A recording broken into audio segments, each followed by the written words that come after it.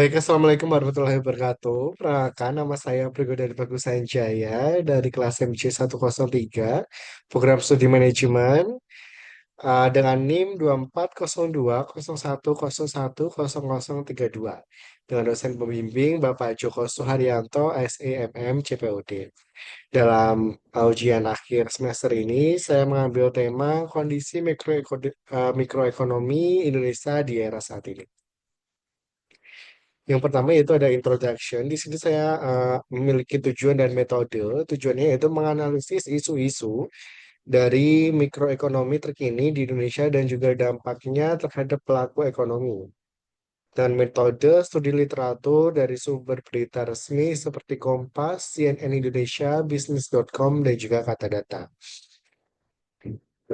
Di sini saya memaparkan ada 4 isu. Yang pertama yaitu perilaku produsen, mohon maaf, bukan isu, tapi hal-hal terpenting untuk kondisi mikroekonomi di Indonesia saat ini.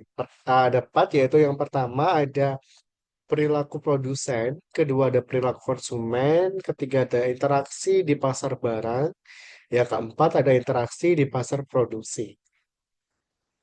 Keempat hal ini sangat penting untuk menyokong kondisi ekonomi mikro di Indonesia. Apa itu mikroekonomi?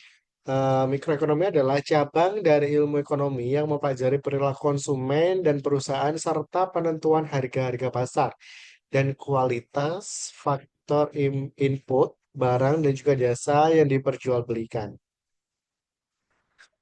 Di sini ada 4 isu yang saya ambil dari databox.katadata.co.id. Di sini ada di sini memaparkan bahwa kebutuhan pembiayaan UMKM diperkirakan mencapai 4.300 triliun pada tahun 2026 mendatang, namun lembaga keuangan hanya mampu memenuhi 39 sampai 44% dari kebutuhan tersebut.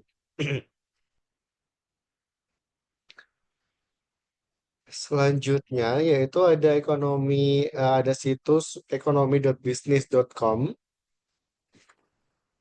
Dalam situs ini memaparkan bahwa program makanan bergizi gratis yang didanai dari efisien anggaran sebesar 306,9 triliun, namun dampaknya terhadap pertumbuhan ekonomi masih dipertanyakan. Di website selanjutnya yaitu ada ekonomi.business.com. Di sini memaparkan bahwa penurunan kelas menengah menyebabkan pelemahan daya beli dan juga mengaruhi konsumsi domestik. Selanjutnya yaitu ada money.kompas.com. Di sini memaparkan bahwa ditopang kebutuhan UMKM industri tidak diprediksi bakal meningkat pada tahun ini, tahun 2025.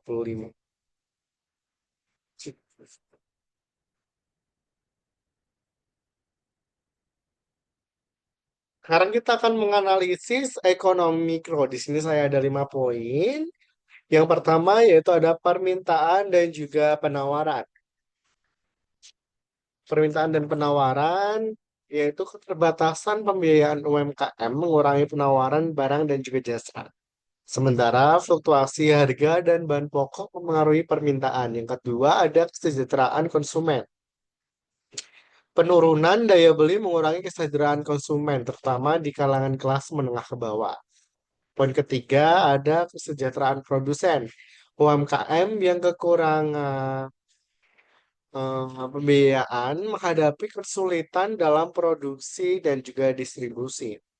Yang keempat, ada interferensi pemerintah. Kebijakan, subsidi, dan juga program makan bergizi gratis bertujuan meningkatkan kesejahteraan. Namun, efektivitasnya perlu dievaluasi kembali. Yang kelima, di sini ada dua, maaf, ada dua bagian. Yaitu yang pertama ada keseimbangan pasar dan juga efisiensi pasar. Saya akan menjelaskan tentang keseimbangan pasar terlebih dahulu. Pasar yang efisien terjadi ketika harga barang mencerminkan nilai sejati dari barang tersebut, dan produsen dapat memproduksi barang sesuai dengan permintaan konsumen. Dalam kasus UMKM dan juga fluktuasi harga bahan pokok di Indonesia, pasar mengalami ketidakseimbangan. Efisiensi pasar secara teori, selanjutnya yaitu saya akan menjelaskan tentang efisiensi pasar. Secara teori, pasar yang efisien akan mengarah pada optimalisasi alokasi sumber daya, di mana barang dan juga barang juga bahan yang lebih ketidakseimbangan antara permintaan dan juga penawaran, serta hambatan yang dihadapi produsen kecil menyebabkan pasar tidak seimbang dan juga hambatan yang dihadapi produsen sangat kecil menyebabkan pasar tidak efisien yang mengarah pada ketidakstabilan harga dan juga kesulitan bagi konsumen dan juga produsen.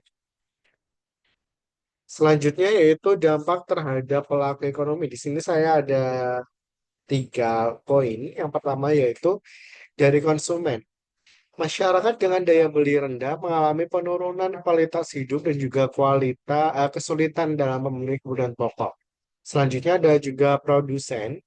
UMKM kesulitan dalam meningkatkan produksi dan juga bersaing di pasar, mengingat akses yang terbatas ke modal dan juga infrastruktur yang memadai. Yang terakhir yaitu pemerintah. Di sektor pemerintah ini, kebijakan subsidi dan juga bantuan sosial diharapkan dapat meningkatkan atau meringankan beban masyarakat, namun berkelanjutan dan efektivitasnya masih menjadi perdebatan. Ya, selanjutnya yaitu saran dan juga solusi. Di inti masalah ekonomi adalah tentang bagaimana masyarakat mengelola sumber daya dan juga untuk memenuhi kebutuhan dan keinginan yang tidak terbatas. Pada dasarnya, masalah ini melibatkan pertanyaan tentang apa yang diproduksi, bagaimana cara memproduksi, dan juga untuk siapa barang dan jasa tersebut diproduksi. Di sini saya ada 4 saran. Yang pertama, peningkatan akses pembayaran. Dalam peningkatan akses pembayaran ini dapat memperluas akses pembiayaan bagi UMKM melalui lembaga keuangan mikro dan juga fintech. Contohnya, ada OVO, ada Dana, ada GoPay. Itu dapat mempermudah proses transaksi bagi masyarakat dan juga produsen tentunya. Saran yang kedua yaitu stabilisasi harga bahan pokok. Implementasi kebijakan untuk mengendalikan fluktuasi harga dan juga bahan pokok. Poin ketiga yaitu ada evaluasi kebijakan subsidi. Menilai efektivitas program subsidi dan juga makan bergizi gratis dan juga meningkatkan kesejahteraan. Eh, Dalam faktor tersebut, kita dapat menyimpulkan bahwa dengan adanya eh, makan gratis atau makanan bergizi gratis dapat meningkatkan kesejahteraan masyarakat. Hal tersebut akan menjadi kebijakan subsidi yang lebih baik ke depannya. Saran selanjutnya yang keempat yaitu ada peningkatan daya beli. Program peningkatan pendapatan bagi kelas menengah ke bawah untuk meningkatkan daya beli. Referensi berita ini saya ambil dari beberapa berita ada di Kompas, Money.Kompas ini ada pemerintah terus mendorong pembiayaan untuk UMKM dan lain sebagainya yang sudah saya sampaikan tadi. Ada juga ekonomi.bisnis.com, ada juga databox.katadata.co.id dan juga CNN Indonesia. Di CNN Indonesia ini sangat menarik, teman-teman. Di CNN Indonesia ini memaparkan bahwa fluktuasi harga bahan pokok itu sangat meningkat di tahun ini dan juga tahun tahun 2026. Semoga dengan adanya referensi ini bisa terwujud, kita akan melakukan hal-hal yang sudah saya sampaikan tadi agar menyokong ya, menyokong untuk ekonomi Indonesia ini agar bisa berkembang lebih besar. Selanjutnya itu kesimpulan dari topik ini, yaitu kondisi mikroekonomi Indonesia saat ini menghadapi tantangan signifikan terkait UMKM.